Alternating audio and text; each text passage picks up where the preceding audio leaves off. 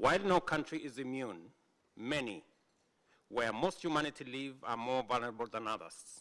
The gravity of the situation has been highlighted by the 2024 Interagency Task Force on Financing Development, which has sounded the alarm bell on a looming sustainable development crisis, driven by financing challenges that jeopardize both the SDGs and climate action. In the circumstances, the upcoming 4th International Conference on Financing for Development may be our last opportunity to make the radical changes needed to realize and realign our development priorities to meet the SDGs by 2030. We must urgently close financing gaps, bridge international divides, and restore trust in multilateralism. However, the current multilateral system is clearly struggling to address these immense, complex, and dynamic challenges effectively.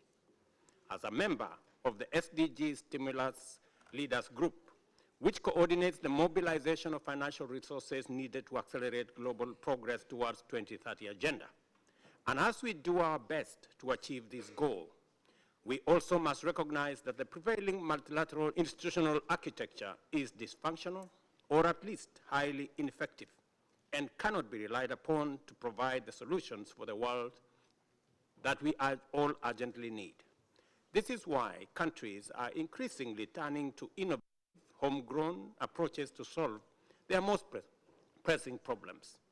To achieve the SDGs, we must address the structural and financial issues hampering multilateral institutions, particularly their negative impact on developing countries. These challenges include limited fiscal ability, rising debt, unfair credit rating frameworks, and an uneven interest rate regime. In the face of deteriorating global economic conditions worsened by relentless climate crisis, these weaknesses limit the opportunities, especially in low-income countries. Today, 1 in 3 developing countries is at risk of defaulting on their debt obligations. The role of unfair and unjust global financial system is compounding economic crisis and deepening inequalities. Development financing is not keeping pace with the economic realities and urgent needs of the developing world.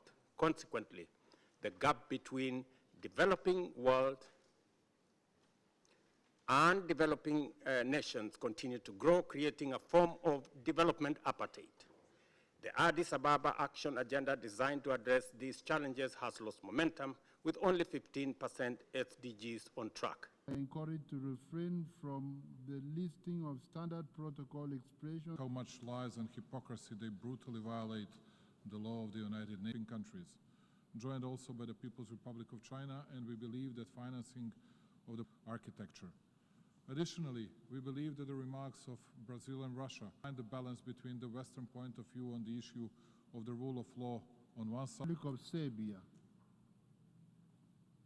To reimagine globalization, to bring in developing countries and poor communities in rich countries who have been left on the margins of today's world by ensuring the voice and representation of low-income countries, more to countries in need, and I'm pleased to say clauses.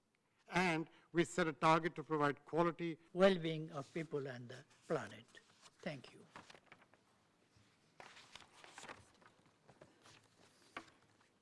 Before I open the floor, I would like to, in limited time available, this will be strictly implemented, allotted speaking time, some sense-setting remarks before we proceed to the list of speakers for this dialogue. Well, Uela, Director General of the World Trade Organization.